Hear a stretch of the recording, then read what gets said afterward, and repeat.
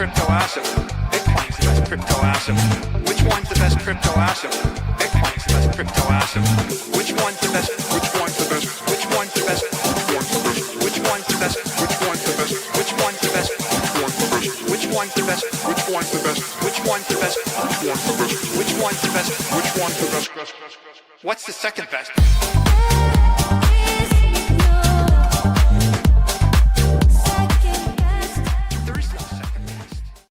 Welcome into Discover Crypto, the 2 p.m. crypto rundown. The world is on fire, but our bags might be on fire here in a bit. We have an expert who's been in crypto for maybe too long, even a very pointed warning about Cardano and XRP. We're going to dig into that. A $1.5 trillion fraud investigation that the media refuses to talk about, and the most important levels for Bitcoin to break above. My God, it seems like we're getting denied at the most important zones. We're going to get into all this and more. I got my man Kelly Kellum up on the sticks here. Kelly, how you feeling? Are you feeling refreshed after the holiday? I'm feeling saucy, baby. The markets, man, it's just trying to absolutely jack with people in both directions. Actually, no, it's not. It's not picking any direction. I just want to throw this chart up here really quick. Throw that chart up there. Price action is just getting pinched. I mean, just look at this. Pinch. Just, it's like whack-a-mole, like we were talking about pre-stream, just whack. Okay. Oh, we tried whack every time. And look at these double trend lines right into this high liquidity zone with all this price action. And this just cannot get itself to break out, but it's feeling like something's got to happen. I did a video the other day, I think it was Friday, about basically what feels like a real institutional trap in the markets. And the reason I say that is because tens of billions of dollars in both directions. There was this sort of gamma split with price action at $90,000, sorry, liquidity at $90,000, another huge amount of liquidity at about $85,000, basically demarking where the ranges that the institutions were playing in. The massive, largest Bitcoin options expiry in history happened Friday as well. And then we had this absolute catastrophe, which we're going to be diving into here in a bit with silver. That's really leaving everybody kind of confounded that there's going to be some fireworks maybe in the traditional finance realm here. And actually, for me, just screams why Bitcoin is so important. So I'm feeling good. I think we got a little bit more time to wait. I think that I'm still more bullish than ever on 2026. So it's the end of the year, baby. I cannot believe we all did it together. Let's go. Oh, and look, it's a whole year that we weren't in prison, that we didn't have to go to the hospital for some cataclysm, right? This is a good year. Thank God I'm alive. Thank God to have let's just, we can't recap it all, but 2025 was a year. I mean, it wasn't just a year. This was the year that was a decade, right? I mean, it's just like, if you think about the news cycle, like even I was talking with my mom, she didn't even celebrate Christmas. She said, Kelly, I'm just too exhausted by everything that's happened in 2025. And it's not like, oh, really? Catastrophes have happened. It's just more like, if you follow any news cycle, whether you're leaning left or leaning right, just if you're watching the news, like many boomers do, then it's just like, it feels like the world's going to the hell in the handbasket. And then you realize we're living in the safest time in history. We're literally, look at the data. We're living in the safest time in history. We're just more aware of the bad things that are happening. And media out there makes their money on, rage baiting and engagement. So I think we all need to remember, root ourselves in gratitude and family. But I think that's a good way with positivity. Let's start the show off because we got a lot to cover today. Absolutely. Let's cover our ground. Make sure to follow me at Druth Crypto. Kelly is at Kelly Kellum on the Twitter right here. Make sure to follow him as well. He's doing he's still rolling the Thursday space coming up this week as well. I don't know. Last Thursday was Christmas. This Thursday is New Year's Day. So I think it's going to be off. But we will definitely be back with it the following week. That's a good point. Well, make sure to stay tuned to Kelly's Twitter account. Now let's check out the grander landscape of crypto things. Slightly down on Bitcoin and ETH. XRP slightly down. So everything's basically like down by 0.5%. You have a couple outliers, a little bit of money laundering going on in Zcash right now, a little bit of hardcore hype movement with leverage traders coming in there. And then Leo, pumps while everything dumps slightly. So it is what it is. We have a mixed bag on the crypto markets, and this is kind of interesting looking at this. And shout out to everyone that's in the Discord that got in on the injective short. I think is printing. That quant is incredible. Bitcoin straddling the line here, Kelly, and you were just talking about a potential sweep of lower liquidity. Scary times to think about. It's been, I checked out and I wasn't messing with the charts at all holiday. I just left this kind of green buy pressure box zone here at about 87,000 to 87.5. It's bounced off here a few times, right? Last night I was telling my wife, "Oh, I'm getting notifications. Bitcoin hit 90." She's like, "Short it." I'm like, "I'm going to bed. You feel like, I'm going to bed." And she was right. Once again, the price oracle struck. We freaking crashed down 3.5%. In general, I know we've talked about Bitcoin prices quite a bit.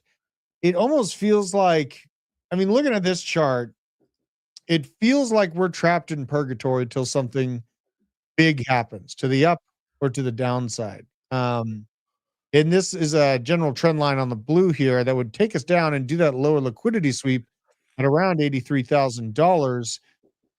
Kelly, what's your general thoughts on where Bitcoin is right now? Because it's like we get one impulse to the upside and it's immediately washed down in the exact same size back down to this freaking buy interest spot. It's straddling the line, and it's a good environment for fast trading, I guess. But what's your general vibe on Bitcoin and the levels that it's fighting right now? Well, I think it's just prime opportunity for just murder season for institutional players and longer term minded players versus retail. The fear has just been this persistent extreme fear levels.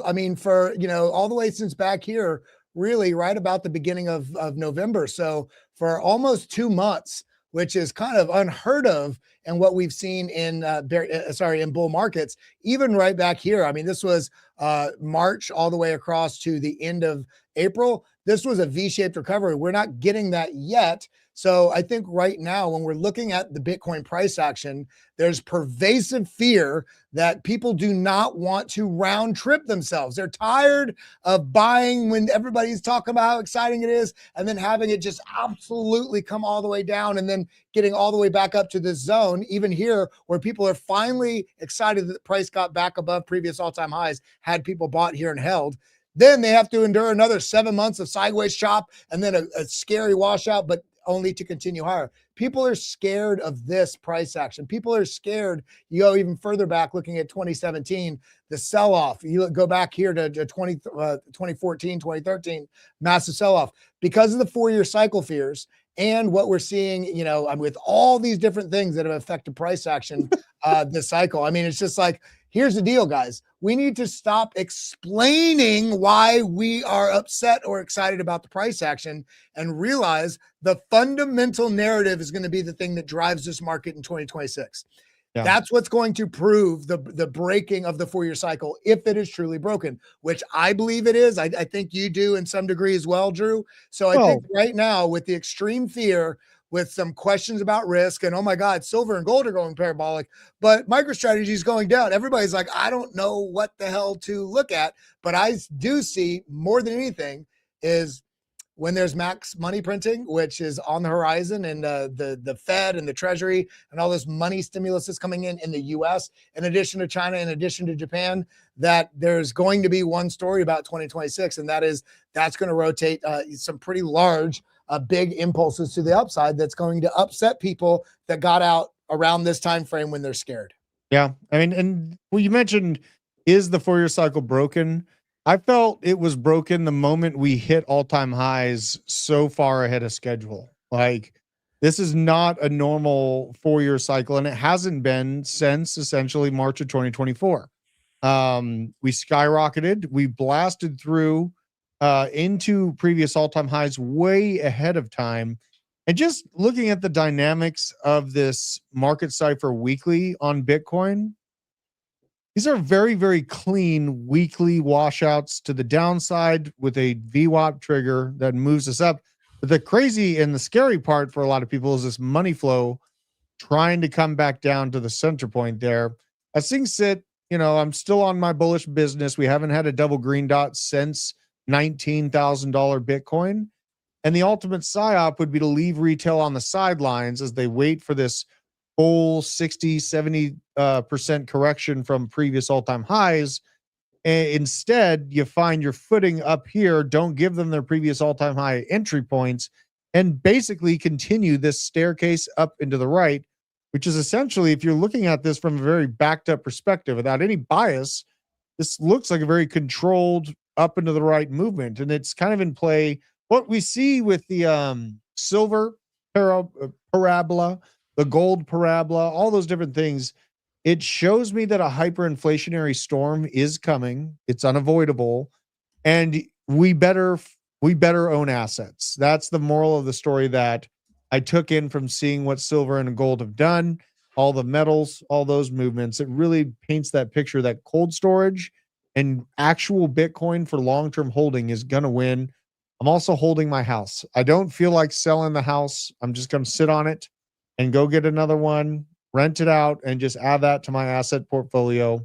It's in a pretty good demographic. So I've had to do a lot of thinking about this. Well, I mean, I want to get back to this because 2026, I'm super bullish on what Bitcoin is going to do because of how many fundamental positive changes have happened in the last year and a half, and especially since January of last year. I think the hope around a lot of those, people were expecting more immediately, but at the same time, forgetting the power that institutional players have and the fact that we're rotating a pretty good amount of Bitcoin from super OG players into. So there's been like this great rotation and a fracture of expectation in the market. Now, remember what also happened on October 10th. October 10th, we had this massive washout. And then again, everybody in TradFi that's outside that doesn't like Bitcoin is like, you see, blah, blah, blah, blah, blah, blah. And I'm going to kind of, I don't think you were prepared for this, but we're going to get into this now. And that is this right here. Go to my page. This $34 billion. $34 billion was needed to use to stabilize the markets, large in part because of the silver margin call that happened. So this is a traditional finance with some of the oldest metals in the world. They're seeing massive issues with essentially not only a few billion margin called, but also, 30 billion plus in needed federal funds to stabilize that market. So, but you don't see the traditional finance people going, the traditional market is broken. They say, right. Oh, this is just how it happens in the traditional market. So it's terrible if we see the market works as it should when there's a washout like it did on October 10th. And we are all ballers because we take it on the chin, and traditional finance goes, we don't have it. Can you help me, please? That is a difference. Fuck you, traditional finance. They're like 300 to 1 on their margin, right? So they have 300 on paper, 1 in physical holding is what their balance is right now. And to yell at us in crypto for our reserves is absolutely insane. But, we have some new fears that are coming out. We did see Trump media, not Trump himself, but Trump media deposited 560 Bitcoin worth around $50 million to Coinbase in the last 24 hours. These are investors through the ETF that Trump media has rolled out. And honestly, with the uncertainty, they're protected and they're working with $50 million, right? So you have to have some balance of risk. And this is the crazy thing about us in crypto is this. Crypto bros, when asked if they want to pivot to AI, robotics, or any other promising field, the cage is open. You can fly out anytime you want. Why are you still in there? The cage is all I know. I would... right. But, I love a little bit of diversification. Like I got some nuclear plays. My wife's got some really cool plays in the medical field. Like we're invested all over the place, but crypto has been the thing that's really supercharged my finances in general. You know what I mean? So when I talk about, and we labeled this the expert warning for XRP and Cardano holders, the expert behind the warning, I got some choice words for because a very, very, very colorful background this guy's got. Now, the US dollar, let's talk about the Dixie a little bit. The US dollar is testing 14-year support right now. It's sitting right around like the 97.8 spot. Kelly, have you had a chance to look at the Dixie in recent time? Like, what are your feelings about the Dixie in this support chart?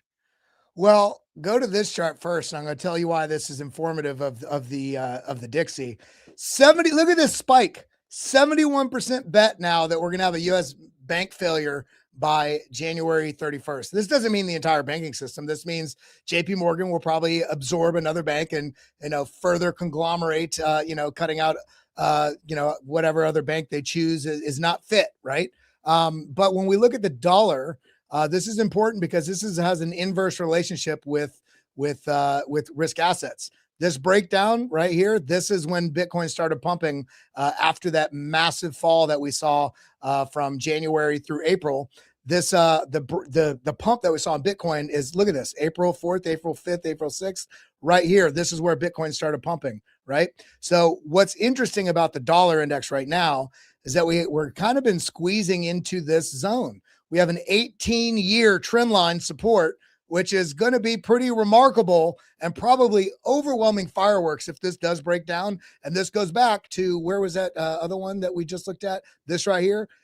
If people are worried about banks, if people are worried about what's going on, and you look at what's happening with gold and what's going on with silver and what's going on with other precious metals, that's people investing in a hedge against the system, against dollars. So, and if we get a bank failure, then I do think that would be, Bitcoin starting, I know it's positioned, it's positioned, but on the broader zeitgeist of the world, Bitcoin's starting to become more aware to more people that it is another facet of, digital gold, store of value, the projections, all the things that you're talking about. So this is a very interesting place to be. And people go, how come it's not clear what's happening to Bitcoin? Well, look at the dollar. It's pinching into, what's, over 6 or 8 months of basically deciding factor of if the dollar is about to get a lot stronger or if the dollar is about to get a lot weaker. And when this breaks down, that will be very, very aggressive bullish signs for Bitcoin. If this pushes up, then what does that mean? Risk assets do not do so well. They dump. So we've been in this chop zone of uncertainty for some time, not only on Bitcoin, but we can see it reflected in the confusion in the dollar. Yeah.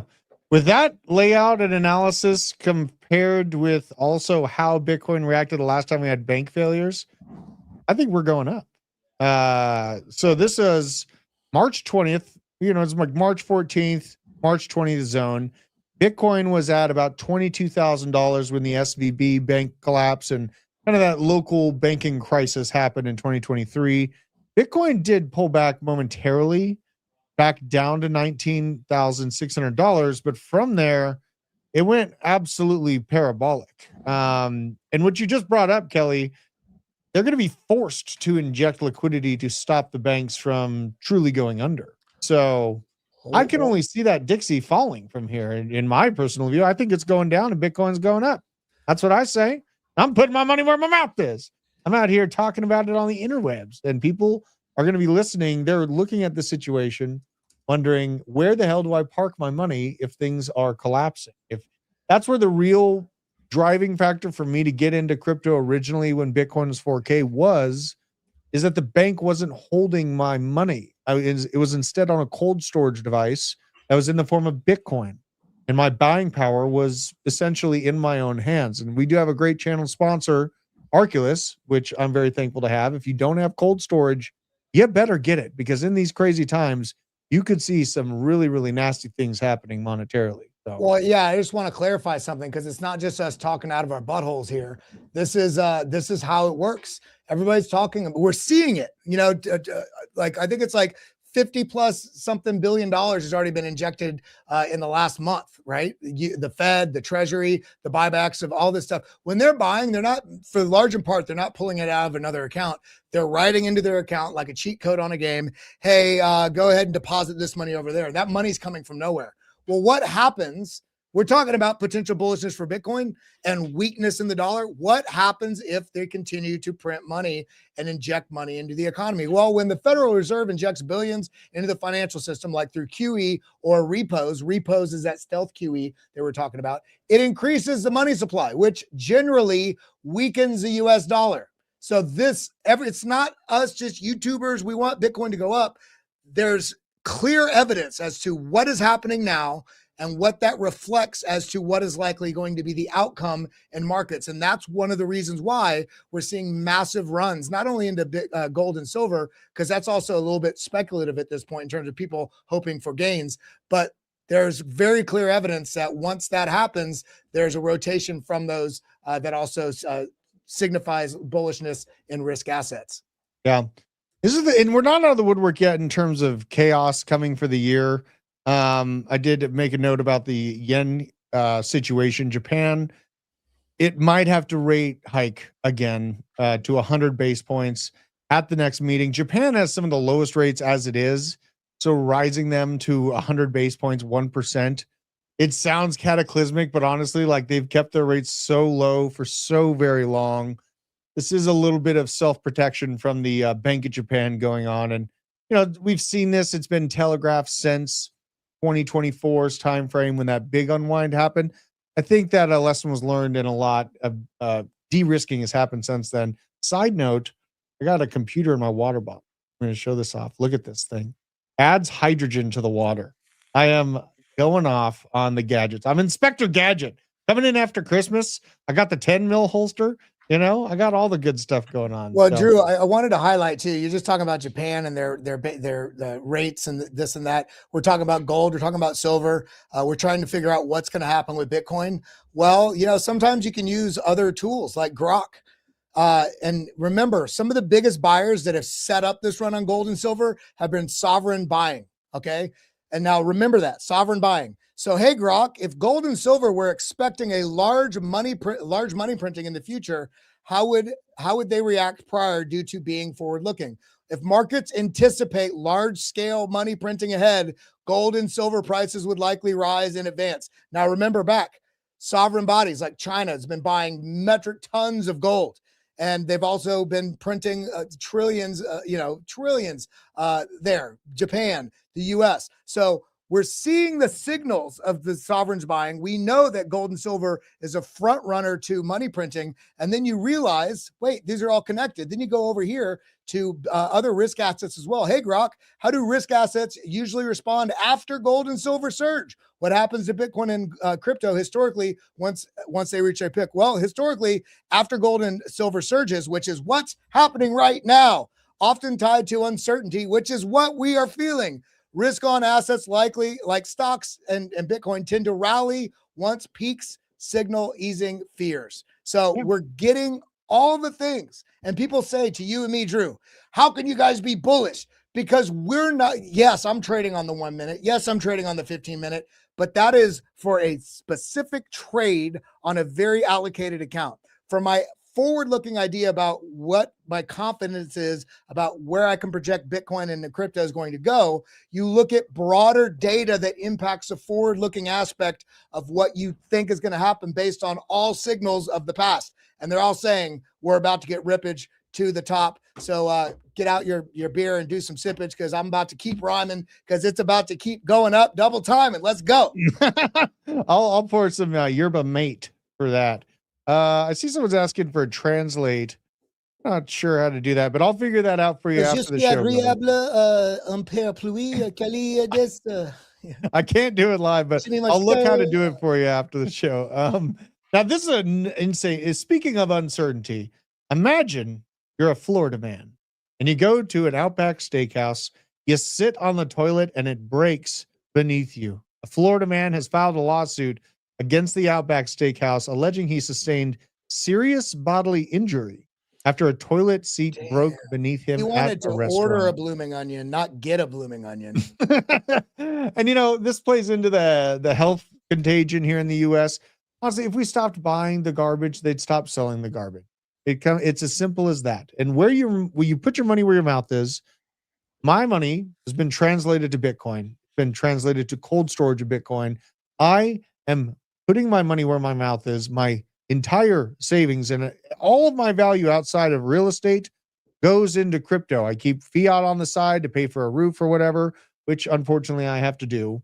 But for a large portion, I am going after assets, either nuclear energy on the stock market, crypto. All of those different things help me hedge against the guaranteed inflation to our fiat currency. So, and within that, I mean, not to mention all the things you just mentioned, Kelly, now we're seeing that there's 539 childcare centers in Washington state that all have Somali primary language, no even street address on most of these.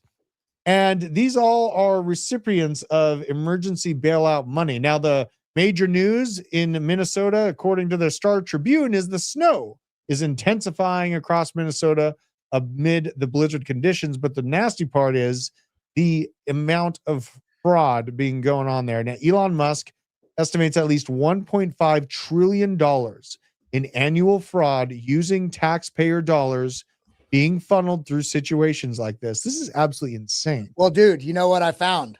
What? I found Lil Johnny. Oh, This Lil Johnny, and he has a message for us. Why won't these daycare centers take me in? My name is Little Johnny. Nick Shirley sent me. He said some people still think government funding is good. Why won't these daycare oh my God, bro. And like, how could we be ignoring this situation? Like, what in the world is going on when the main thing that they're talking about is the weather, when there's $1.5 trillion in likely fraud going on? It also makes you ask the question. So Minnesota fraud is big, yes. Arizona fraud, according to DOQ, going to be huge. California will be bigger, but New York is the colossal giant of fraud. The crazy part is they're probably going to find all this fraud and nobody's going to serve any time. That's the aggravating thing. It's not to mention they're taking my tax money and defrauding me using shell organizations labeled as daycares and funneling the money out of the country, right? So this is a salt in the wound situation on many, many different accounts. Chat, do you think that New York is going to be found to be involved with this giant ring of COVID era scam loans with a massive amount of fraud within it? Which is worse? Because you're from California, you're from New York, aren't you, Kelly? Well, I'm from Texas. I moved down here I lived in New York for a little over 15 years. And the truth is, and I do want to make something clear, this is not a Democrat issue. This is an issue for both sides of the aisle. I think Elon Musk says it best, and people are starting to realize he got a lot of hate during Doge because he didn't do the 2 trillion. Well, he also didn't have the support of people on both the left and the right to close down those programs. Well, why not? Because those programs are the things that basically pad their pockets in their political endeavors because it's all one big laundering effort that, enriches very few people. The other thing is, you look at, and I'm, again, not hating on a group of people, but if this, you look at the fraud in Minnesota and pretty bad. And if there's a huge amount of Somali population that's doing it, then why is also 81% of the Somali population also living on welfare? Talk about some selfish people within the community that's not giving back to the community while they're stealing money. And so I think it's an issue in probably every jurisdiction, which is the country, that has any government programs. Now, do we need to have no government programs? No, I think we need to have some, but I think we're at the stage now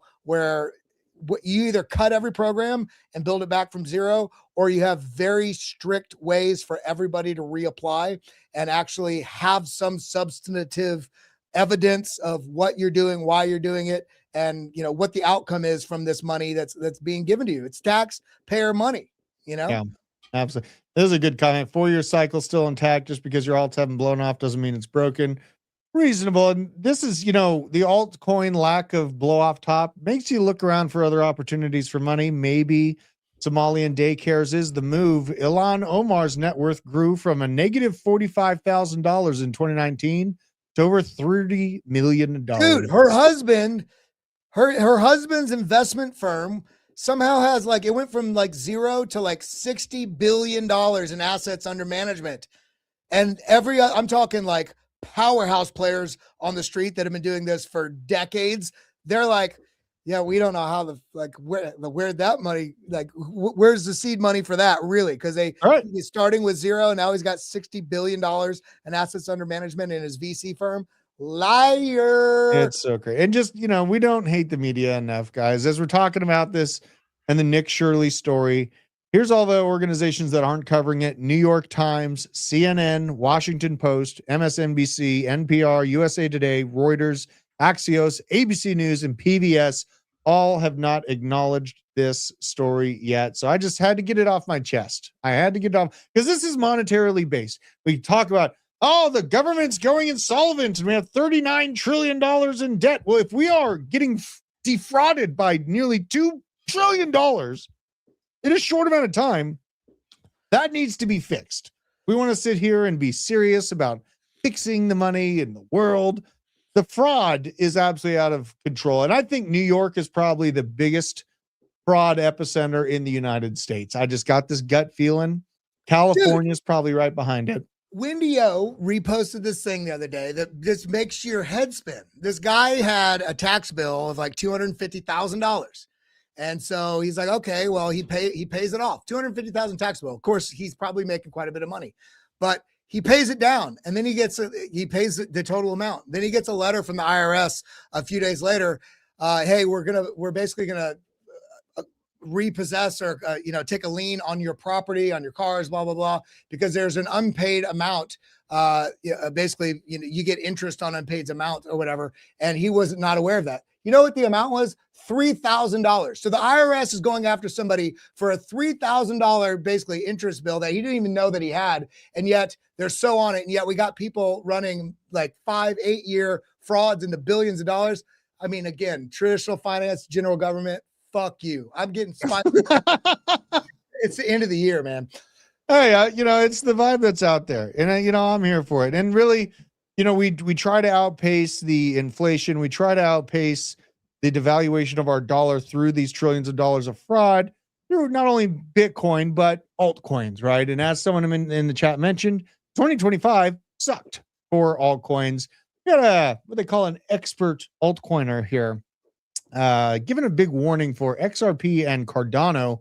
Mike Novogratz warns that XRP and Cardano could fade if they fail to deliver real-world utility as crypto shifts away from narrative-driven tokens toward assets with real value and business adaptation, or adoption rather. And Novogratz, you can take this as a grain of salt. Well, he does have a Luna tattoo on. Yeah, he's a little salty about this. He's a little salty. He got done dirty by Luna, not just financially, but the guy's got a Luna tattoo, or he might have gotten it covered up by now.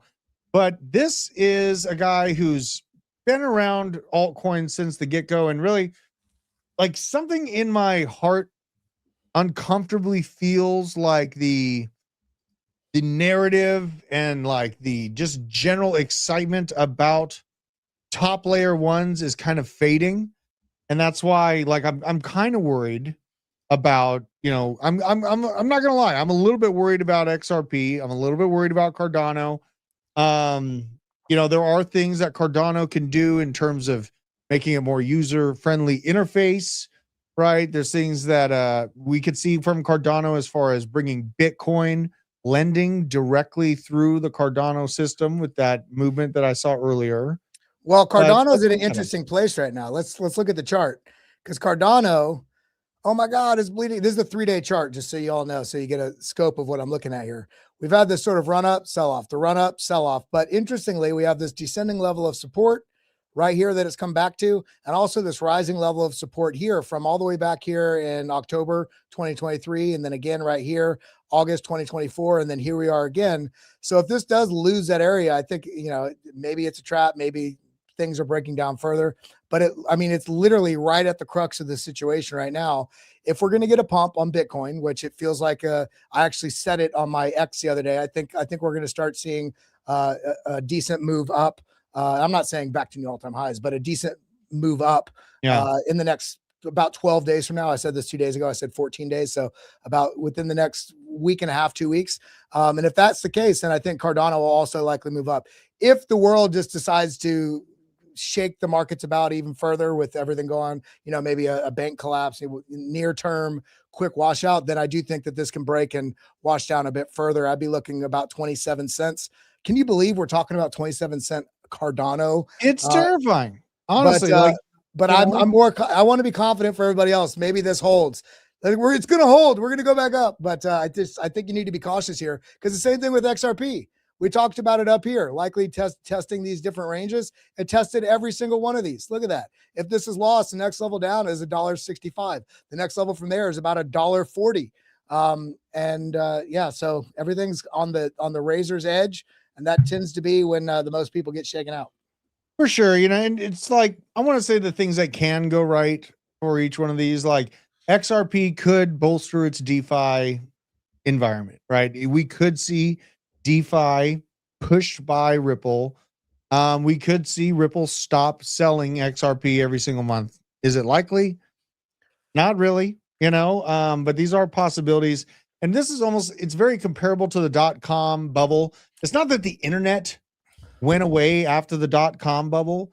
It's that there was a lot of really, really early companies that had specific niche use cases that as the advancements with the internet came along, those specific use cases kind of got washed away, right? So it's nothing that, I would say a layer one, I don't want to speak too kindly here, but just being a layer one and trying to make something better doesn't guarantee your success because advancements will come and they will overshadow what your entire layer one network is supposed to do. That's where the potential in this is.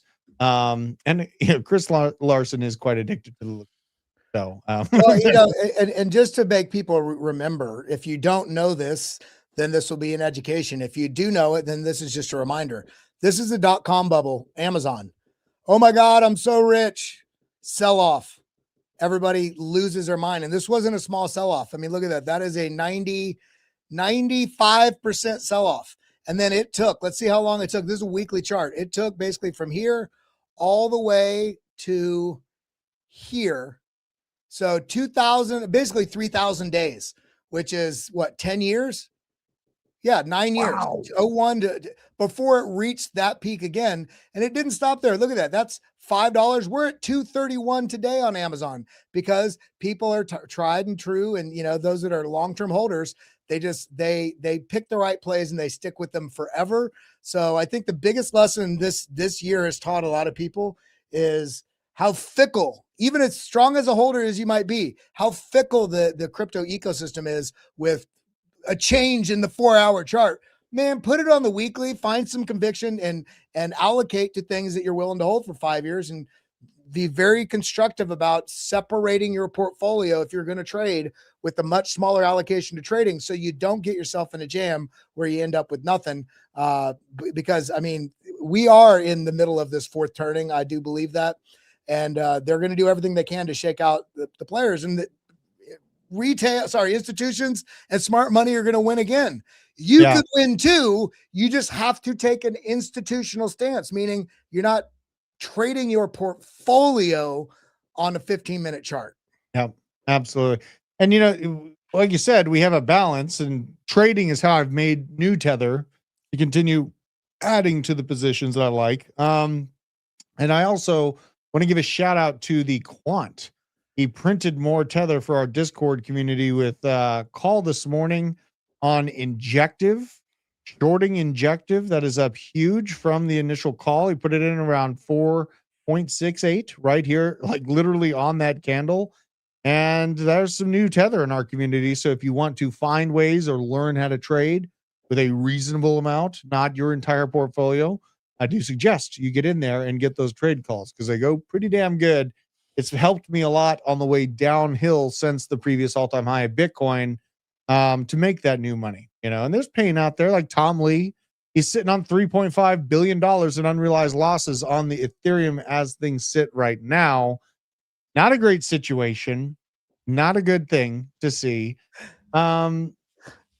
Is this going to be a failed experiment? Do you think? Like, what's your vibe of Tom Lee? Because he's been saying some like insanely high price targets in a short amount of time. And I get it. Crypto can move fast, but like read the room. It's kind of like how I felt about him lately. I mean, is it possible he digs himself out and he's like some amazing leader like Saylor is for Ethereum?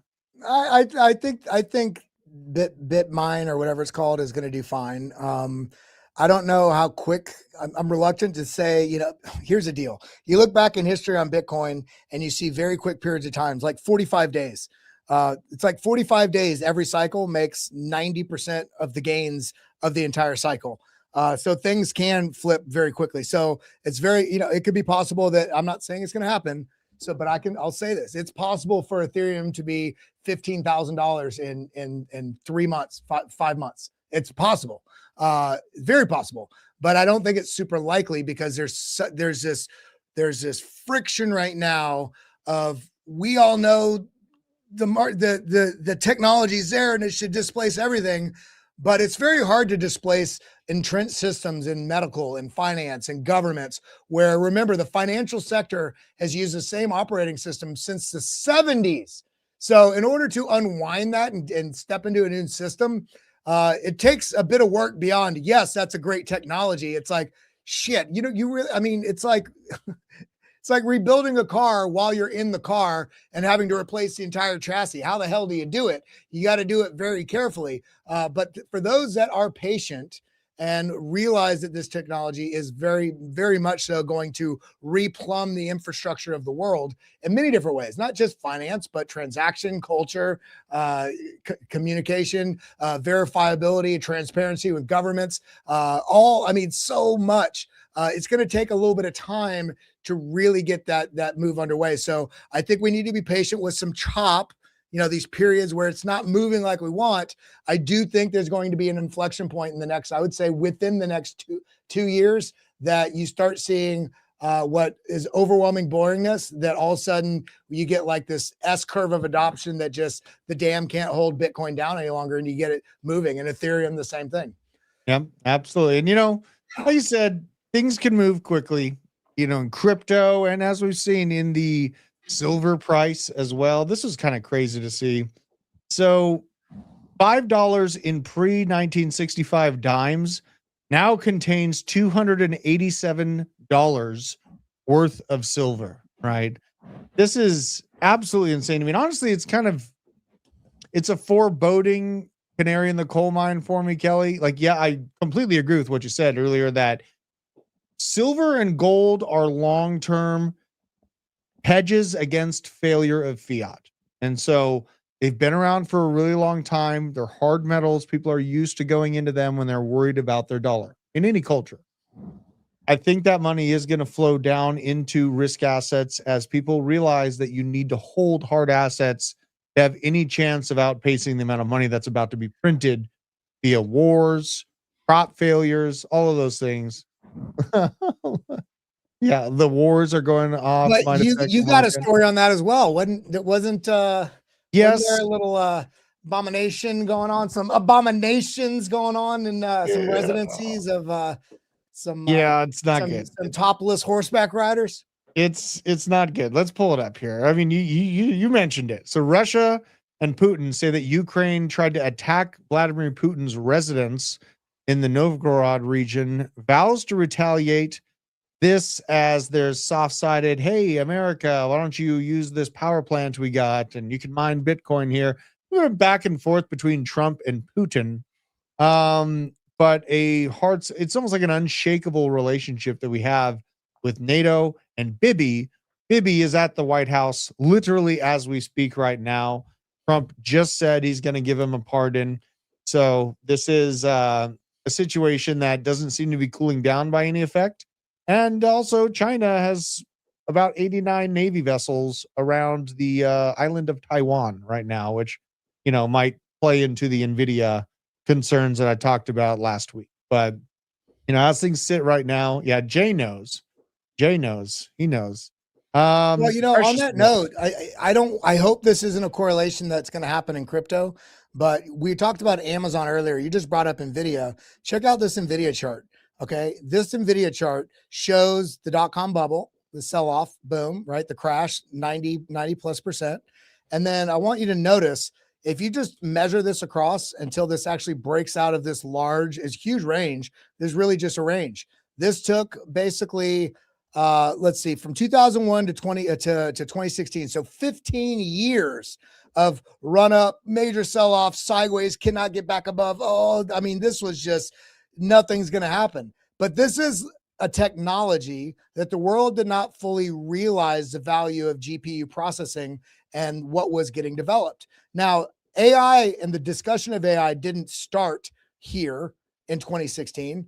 The discussion on AI, it's new on all of our minds because we're seeing it in the news all the time, and we actually have accessibility of how we can utilize it ourselves. But they've been developing different AI systems all the way back into the 90s, right? But this is where you start getting sort of a critical mass awareness and also the technological deliverability, product market fit, gaming also. But then boom, I mean, this is a 300,000% game from boom. When this was over, NVIDIA's dead. Look at that, 333,000% gain. So my question to you is, on its sell-off right now, when everything on the landscape of what's looking forward for the crypto ecosystem, and we're seeing wars and we're seeing tariffs and we're seeing the stuff that's affecting near-term fear, but we see what's happening into the future. I'm not going to be somebody that's the type that sells something right here unless it's a super speculative asset that I don't see any sort of real utility or use case that's going to not be developed over. Right. And the chat is bringing up there's so, look at the uncertainty. So the U.S. just attacked Venezuela at a drug port with labs in it. Right on. This is crazy. Like the amount of uncertainty we're in right now is absolutely nuts. We have the Venezuela U.S. movements. We have Taiwan being surrounded by China's Navy right now. And also Iran has verified they consider a full-scale war with the US, Israel, and Europe. So all these things are happening at the same time. And really it's going to be a crazy time to stay focused, but I think it's really, really important to stay focused because they say how great the economy is. The average person is getting crushed. Just because the economy is going up to the right in terms of stock market doesn't mean that people are doing okay. It's just a great decoupling from humanity and the economy that's happening right now. I really want to take a look. Kelly, can we pull up and kind of dissect what the others chart looks like right now? I'm a little scared to look at it, but I always love your analysis on the others chart. And I haven't looked at it all break. So I want to just take a glance. And should I be scared? Should I be scared about this? I mean, let's look at it. Right. Let's actually go to my other one here. Boom. All right. Let's go to others. All right. So remember, we've been looking at this on the previous price action of what we saw back in 2019. Run up, sell off, deviation up, deviation down, crash, launch. Very similar. Run up, breakdown, deviation up. Kind of a weird thing here, but then the crash, very almost same price action. We all want the green line. We want this. But it's not doing that at all. It's actually following this purple line, which this would suck for people holding altcoins, especially things outside of the top 10. That's what the others is. It's everything outside of the top 10. That's how easy it is to understand, guys. If this continues to break down, this is going to suck for a good portion of the degens in the market. I don't think this is going to happen. I think this, if we do get a little bit more weakness, I think we are going to have some form of a run in the space when we have less uncertainty in the market, which just doesn't seem to get cleared up at all. I don't know if it's going to take tax season or bigger rebates or stimulus or money printing or what, but I think we all would like to see this at minimum number 4, but more likely up here, like somewhere in this region up here. But this is not looking good as it sits. Money flow down on the 3-day. RSI is basically near a bottom, much like it was here before this slight little run up. I mean, I don't see anything near-term bullish on it this week. That looks scary as all get out because that's not like there's no sort of V-shaped recovery design to that. Just looking at this from afar, I mean, it looks like just failed breakup, get beat down a little bit more, failed breakup, beat down a little bit more. I mean, the nearest term I would look at is putting a trend line like here. Mm-hmm. I don't know if you guys can see that. Let me make that a little bit brighter. Just going to put a happy bush here, just a happy bush. Yeah, we do have a bit of a trend line here. You'd want to get above this, find support, and then continue. But as it stands right now, RSI, it needs to find comfort. It has broken above the 50 line and needs to find some support here, like on this small little retrace. We need to find support here and continue up if this is going to have a shot. Because if this pushes up and the RSI is headed down, that means weakness is coming in as price is trapping people. So we need to see this breakout and the RSI be moving up and the money flow positive as well. And we have just completely mixed signals. Well, and let's just take the kind of scary position on this, just to be prepared for chaos and hell. So let's say that the market continues to flush to the downside. Bitcoin doesn't have a chance to ever break up back above into the 100K zone, and that others chart continues to fall and alts fall along with the rest of the market. You brought up the XRP chart slightly. Now, in the term of XRP, I really feel like I'm surrounded by more retail people that hold XRP than anything else, any other altcoin out there. So, is there a point in the potential collapse of XRP's price where you would get interested in getting a little bit of exposure to it? Like, what do you see on this? Well, the bullish, there is a bullish narrative to unpack a little bit here. We have this downtrend, which is very downtrend, right? Lower low, lower low, lower low, lower low. And at the same time, we've got from this point right here, I'm just going to put a mark there. We do have the RSI. There's a little bit of a bullish divergence here. As you can see, higher lows on RSI, much lower lows on price action. If this is able to kind of round out here, we still have some areas to tackle. If this gets a little bit of a pump, I'd be watching very strong at the $2 mark because it's a round number, but also this 211, which is rejection support right here. And the next level up would be right here at 242, which is a 382 of that larger move. But as it stands, money flow is coming out. We're getting bullish divergence. This needs to see the money flow. Not you're basically dehydrating the flower. It can't grow with no water. We need some water in this mother if we want it to grow. So the setup's starting to be there, but it's not there yet. Gotcha. Okay.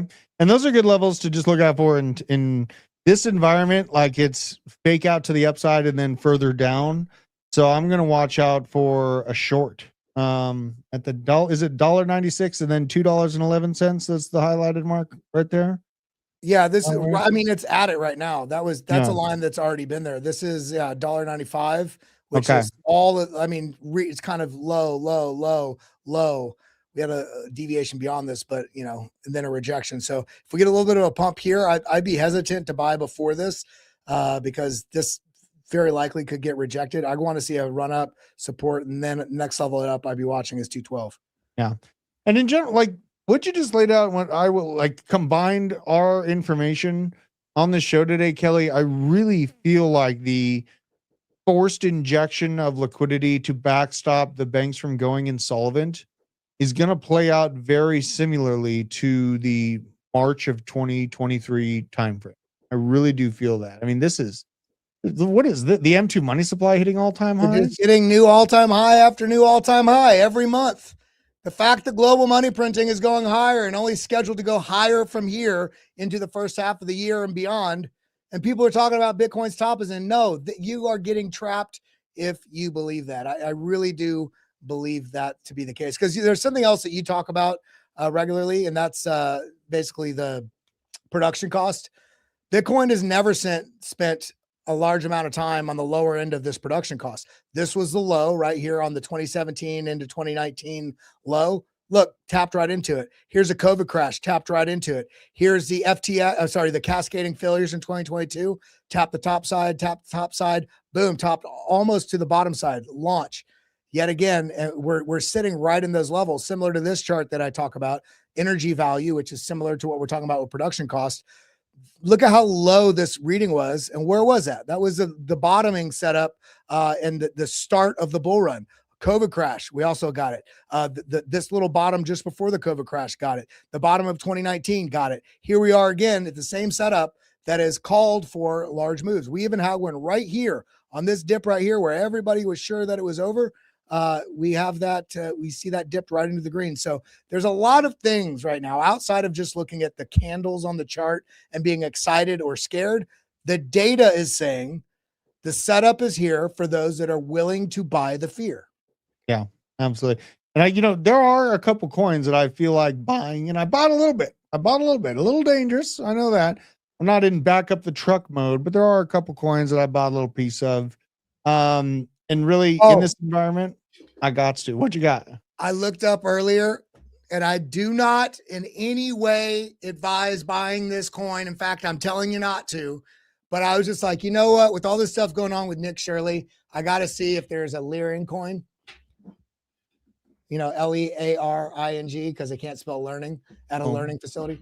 And there is a leering coin, and in the last 2 days, it's up like 24,000%. So this market is so hungry to degen. It's insane.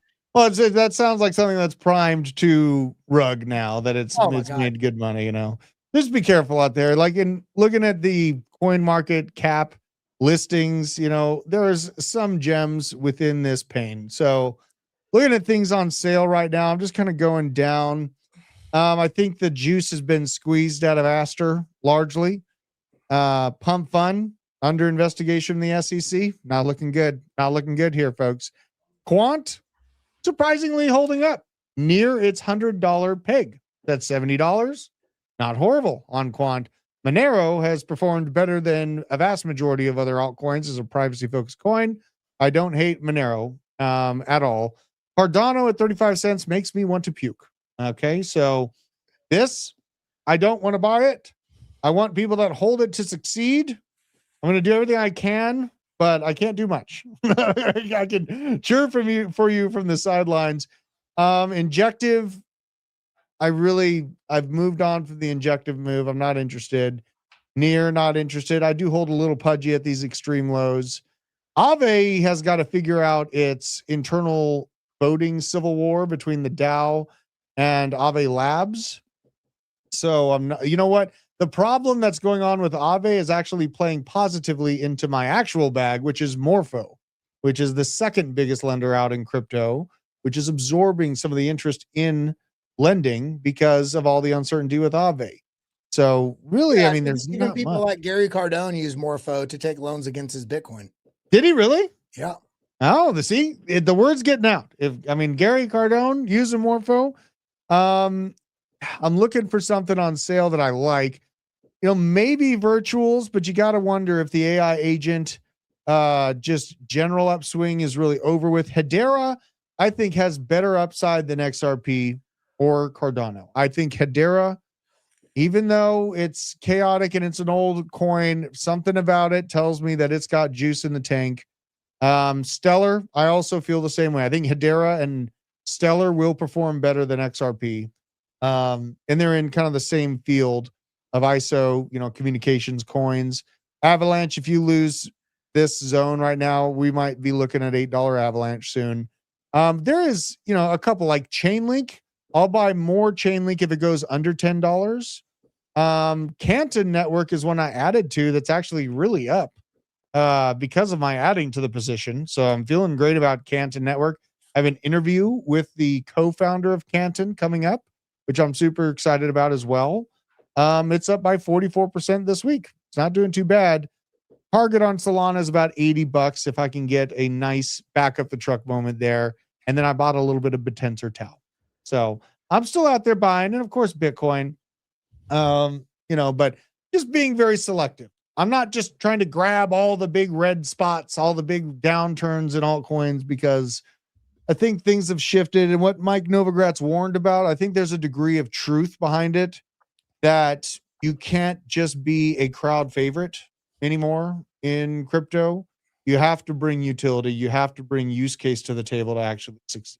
That's it. I think we are at the point in crypto and altcoins in their, you know, kind of upbringing where we're going to see that .com washout, where the Amazon and Nvidia will get hit the same way. But a lot of those .com companies went out and were they just vanished, right? Like they just were absorbed.